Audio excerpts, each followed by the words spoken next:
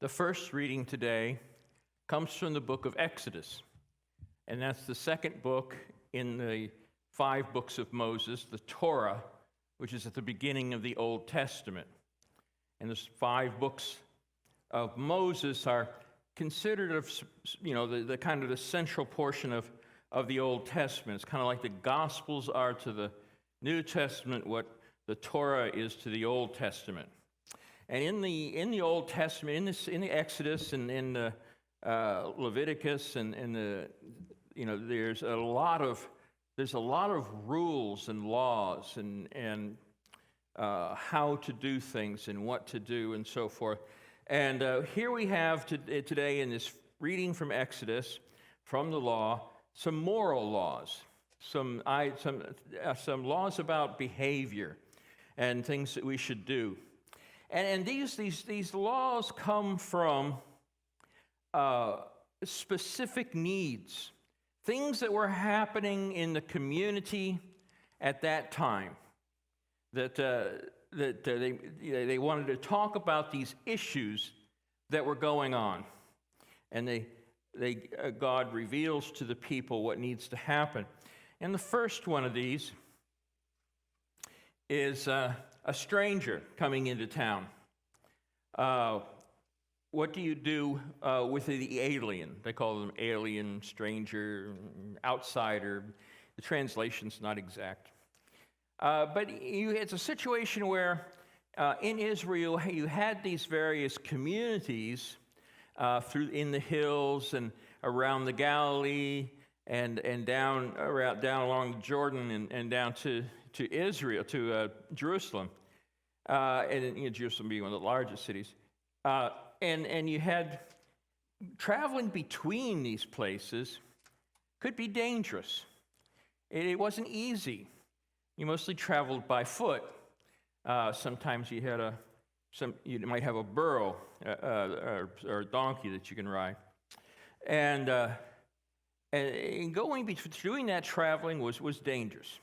There was no real police force or army or patrol or anything like that, other than the Roman soldiers, and they weren't particularly interested in problems of civic problems. They mostly wanted to collect taxes. So this idea that you're in a little village, Nazareth, all of Nazareth is not probably the size of a football field. They had maybe 5 families, family groups, and it's a very small place. And someone comes wandering into town, around evening time. They come wandering into the town, and they're snooping around, and they're asking if there's any food or water. Where's the well? And you don't know who they are. You don't know if they came there to steal animals or to, you don't know what their intentions are. It could be good, it could be bad. And so it became kind of a habit of being fairly hostile to these people who came wandering into town. And an elder would usually go out into the street and say, there's strangers there, and some of the elders come out and say, "Oh, hey, where are you from? Oh, I have a cousin there. Do you know my cousin?" They would try to find out what this guy's deal was, and what their intentions were. Where are you headed? Where are you going to? Just passing through? Yeah. And so what to do with the alien was a problem, especially if there's a group, like a caravan. If you had maybe 5 or 6 men and a couple women and so forth, and they came in, it's like, oh, this could be dangerous, They might want to steal our sheep and take them with them. So it was a problem. So here we say, don't be hostile to the alien. Be nice to these people. Be welcoming. To start with an attitude of welcoming them. You still may have to be cautious, but don't be brutal. Don't chase them out of town. you know. So it was responding to a particular problem of the day. The second one is widows and orphans. And you'll hear a fair amount in the Bible about widows and orphans, both in the New Testament and the Old. And there'll be some rules about what to do about widows and orphans. At that time, only an adult male could really own property, could have money, could had any authority, could do anything. So if the husband died off, the patron, and there were people left behind, they were lost. They had nothing. They had to beg in the streets usually to get enough money to survive, to get by. And we talk about, and this is pretty common because lifespans were shorter. So average lifespan was about 40 years old. And so a lot of people were, not making it to 20 or 30. So if you'd had some children and then you got some disease and you passed away, and who's left to take care of your family? There was some concern that if the husband had brothers and they weren't married, they should marry his wife, ex-wife, so that he would take care of them. And so they start to say here, we shouldn't do this. We see children wandering around in the streets with no one to take care of them. We see, women begging for money. This is not right. This is not the way people should be treated. And so they said, we need to take care of the widow and the orphan. The third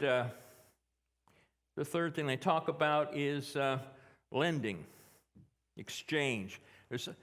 Everything was bartering. You had one person had grain, one person had sheep, person had goats. One people had maybe some vegetables or whatever. And it was all a matter of bartering back and forth. There was currency. There was Roman currency, which was starting to become more of a thing. And the Romans brought in that idea of an economic system.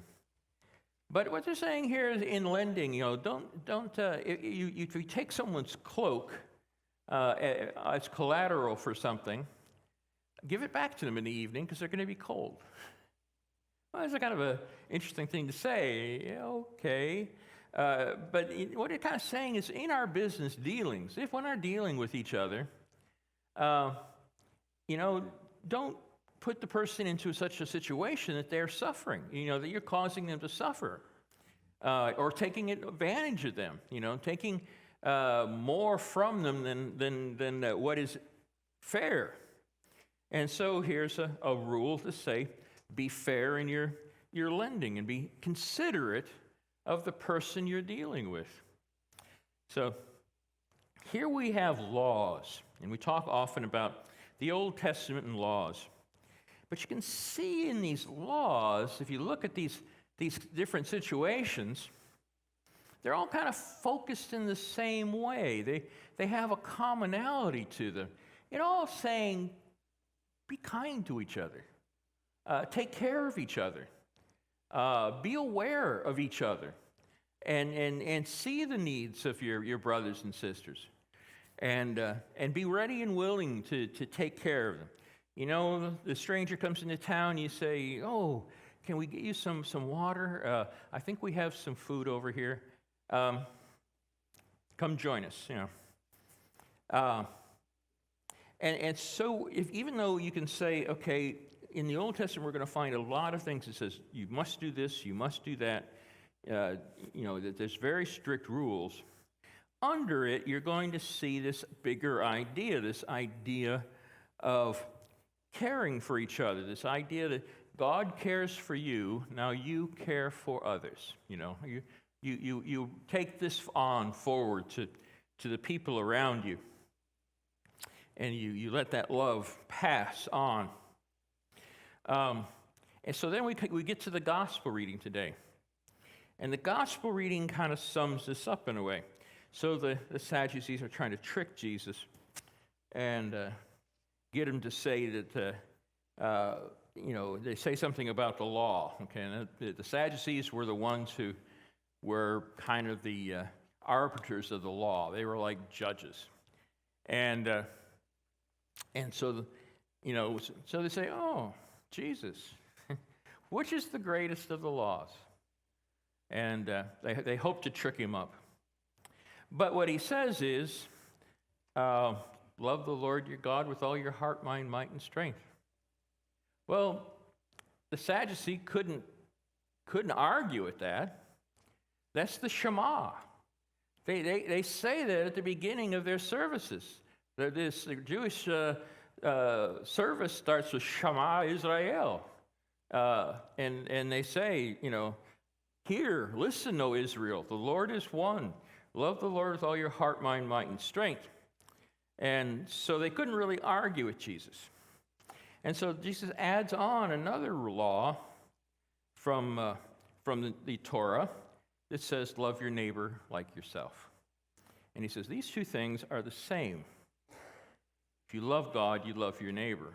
If you love your neighbor, you love God through him.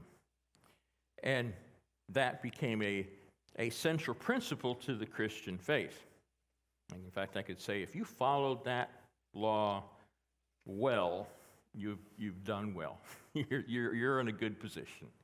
If you've loved your neighbor like yourself, if you've been loving to the people around you, if you've been considerate of those around you and seen if they have a need and try to help them if you can, you're well on your way. Yeah, you're doing good. So Jesus says, he makes this more general statement, love one another. But he doesn't say, forget the rules. He didn't say, forget all the laws of the Old Testament. If you look at those laws, they say something about who they are as a people. And the Sadducees were afraid that Jesus was trying to take the law away from them. He said, no. You still look at those laws, those rules, and say, yeah, the widow and orphan, we got to take care of them. If a stranger comes, we should be kind to them. Those specific things are helpful to us to understand how to live out the law. But underneath those rules are this basic principle. God has loved you into existence. God loves you and watches over you. You can do no less than to love one another. That's what you're called to do. And it's a hard thing to do. And you'll find all sorts of little catches and traps if you try to pursue that.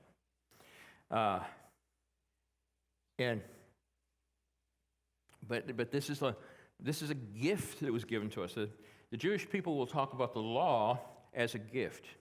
Now, Jesus complained sometimes that the Sadducees and the Pharisees had made the law a burden, made it a heavy burden that was pulling people down. So many rules that they had to follow.